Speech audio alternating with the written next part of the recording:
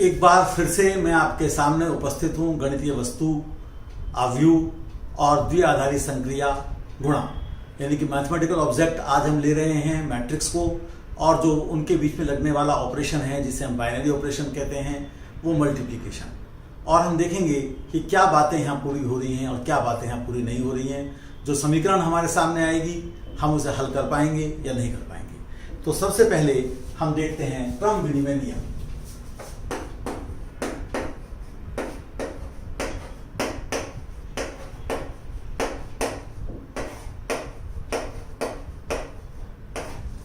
यानी कि commutative law,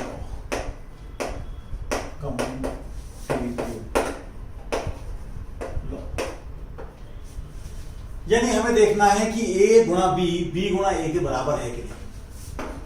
तो आमतौर पर हम a गुणा b ना लिखकर इसको ab ही लिख देते हैं और बीच में इंटू का निशान देने लगाते हैं, वही मतलब है।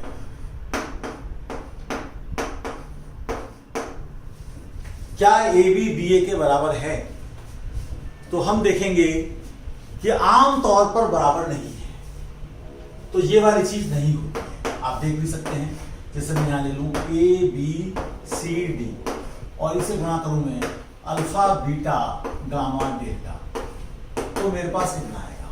तो मेरे पास आएगा a alpha plus b gamma, यानी कि पहली रो को पहले कॉलम से डॉट प्रोडक्ट लिया, फिर पहली रो को दूसरे कॉलम से डॉट प्रोडक्ट लिया और यहां एंट्री रखी a beta plus b delta. फिर दूसरी रो को पहले कॉलम से मल्टीप्लाई करा c alpha plus d gamma और लास्ट में दूसरी रो को दूसरे कॉलम से मल्टीप्लाई किया c beta plus d delta. अब मैं अगर देखूं कि मैं इसको उल्टे क्रम में मल्टीप्लाई करूं अल्फा बीटा गामा डेल्टा और यहां पर a b c,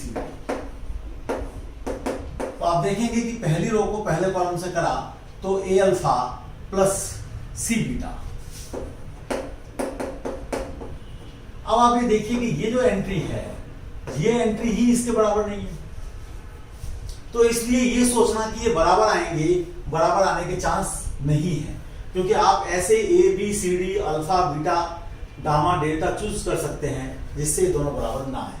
तो आमतौर पर ये बराबर नहीं होते हैं, कभी कभी बराबर हो भी सकते हैं लेकिन आमतौर पर बराबर नहीं होते। तो इसलिए हम ये मानकर चलेंगे कि क्रम विनिमय का नियम यहाँ पर नहीं लगता, यानी कहीं पर अगर हमें आवश्यकता पड़ेगी तो हम ए बी को बी ए नहीं लिख पाएंगे। अगली बात आती है साहचर्य में।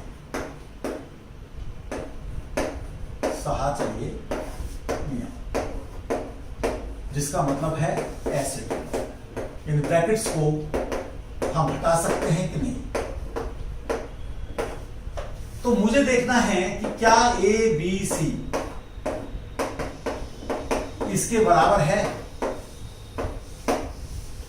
तो आप इसे कोई एग्जांपल लेकर देख सकते हैं, जनरल लेकर देख सकते हैं, तो आप देखेंगे कि यह बराबर है। पिछली बार जब हमने बाइनरी संक्रिया यानी बाइनरी ऑपरेशन जोड़ लिया था, एडिशन लिया था, तो हमने डिस्ट्रीब्यूटिव लॉ की बात नहीं की, क्योंकि जो वितरण नियम है वो प्लस और इनटू दोनों को मिलाकर लगता है। तो आज हम उसको देखेंगे। तो वितरण नियम, तो वितरण नियम का मतलब है डिस्ट्रीब्यूटिव लॉ,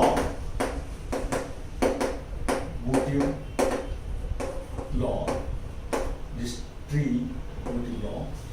तो इसमें क्या होता है कि a का इनटू कर रहे हैं हम b प्लस c से, तो वो आएगा ab प्लस e c, यानी कि मल्टीप्लिकेशन डिस्ट्रीब्यूट हो रहा है एडिशन पर। तो ये तो ठीक है, लेकिन अगर कोई ये कहे कि मैं चाहूं कि a प्लस b इंटू सी, तो मैं क्वेश्चन मार्क कर रहा हूं कि क्या ऐसा होगा कि a प्लस b आ जाए और डॉट a प्लस c आ जाए। तो ये नहीं होता है।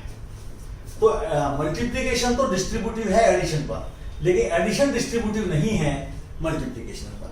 ये बात भी हमें ध्यान रखनी है। तो वितरण नियम में ये वाला नियम पूरा हो रहा है, ये नियम पूरा नहीं हो रहा है। अब हम आएंगे तत्समक पर, आइडेंटिटीज पर। तो पिछली बार हमने देखा था कि जोड़ के साथ आइडेंटिटी क्या थी, तो जीरो मैट्रिक्स थी, जीरो अवयव, ऐसी अवयव जिसके सारे अवयव शून्य थे। तो किसी भी मैट्रिक्स में अगर आप जीरो अवयव को जोड़ेंगे तो कोई फर्क नहीं पड़ेगा। और फिर हमने उसका एडिटिव इनवर्स देखा था, तो मैट्रिक्स में हमने देखा था कि सारे अवयवों का नेगेटिव ले लीजिए तो फिर वो एडिटिव इनवर्स हो जाता था। आज हम मल्टीप्लिकेटिव आइडेंटिटी और मल्टीप्लिकेटिव इनवर्स को देखेंगे, तो देखेंगे कि क्या होता है। तो अब हम देख रहे हैं गुणात्मक तत्समक।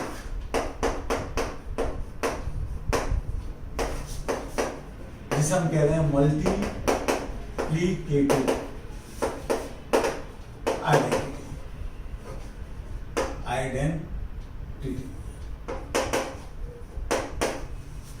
तो मैं ये चाहता हूं कि ए को किसी मैट्रिक्स से मल्टीप्लाई करूं ताकि ए ही आए।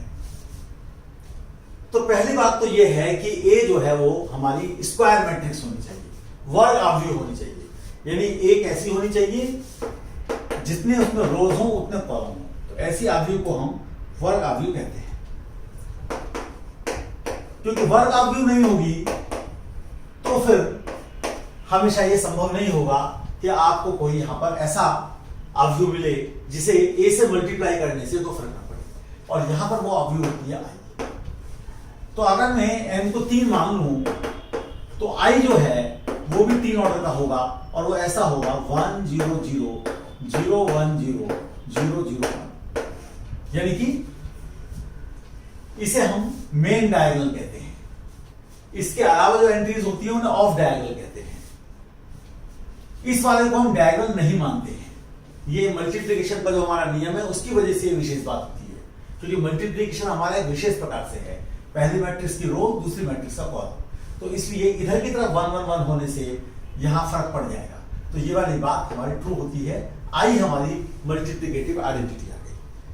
अब जो एक बहुत बड़ा प्रश्न खड़ा होता है वह ये खड़ा होता है कि क्या गुणात्मक प्रतिलोम भी होगा।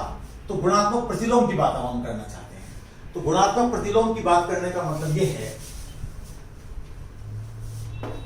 हम बात करना चाहेंगे गुणात्मक प्रतिलोम, यानी कि मल्टीप्लिकेटिव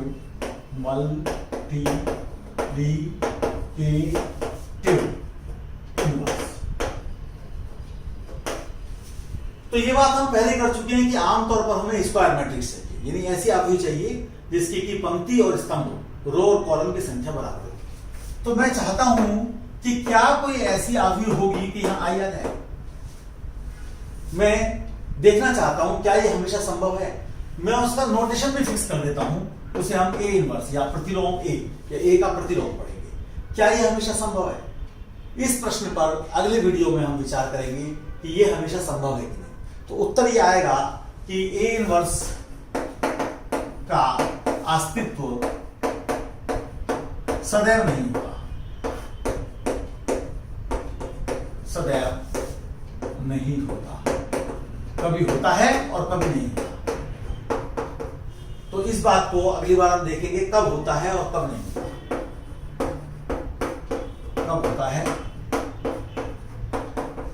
और कब नहीं होता।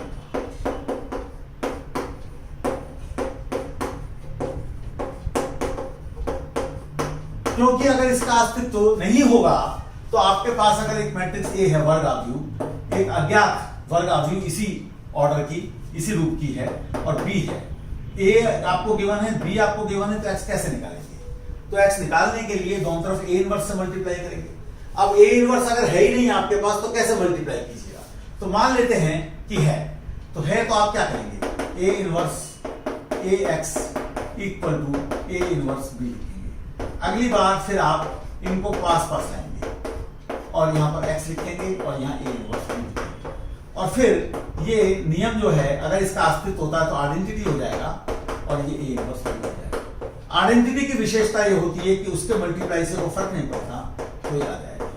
तो आप इस समीकरण को हल हमेशा नहीं कर पाएंगे, आप तभी कर पाएंगे जबकि ए के प्रतिलोम का अस्तित्व हो। तो हम देखना चाहेंगे कि ए की क्या विशेषता हो। वर्ग आव्यूह तो वो हो ही, लेकिन इसके अलावा और क्या विशेषता हो जिससे हम ये दावा प्रस्तुत कर सकें कि इस प्रकार की समीकरण को हमेशा हल कर पाएंगे। पिछली बार हमने देखा था कि अगर ए, एक्स और बी समान ऑर्डर की है, चाहे वो स्क्वायर ऑर्डर नहीं भी है, तब भी a plus x equal to b हमेशा हलनीय थी यानी कि सॉल्वेबल थी। लेकिन यहाँ पहली बात तो स्क्वायर मैट्रिक्स होनी चाहिए और दूसरी बात यह है कि इसका इनवर्स एग्जिस्ट करना चाहिए, जो कि हमेशा एग्जिस्ट नहीं करेगा। कब करेगा कब नहीं करेगा, अगली बार हम थोड़ी चर्चा इस पर करेंगे।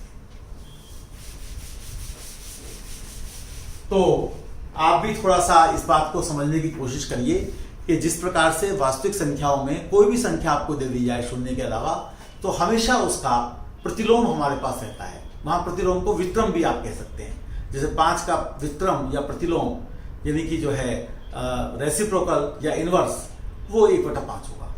लेकिन यहां पर ऐसा नहीं है। यहां बहुत सारी ऐसी आव्यूह हैं जिसमें कि प्रतिलोम यानी इनवर्स का अस्तित्व नहीं होगा। तो हम देखेंगे किसमें ये होगा, किसमें ये नहीं होगा, और फिर हम उस दिशा में आगे बढ़ेंगे। आज इतना ही। आप लोगों ने इसे सुना, इसके लिए बहुत बहुत धन्यवाद।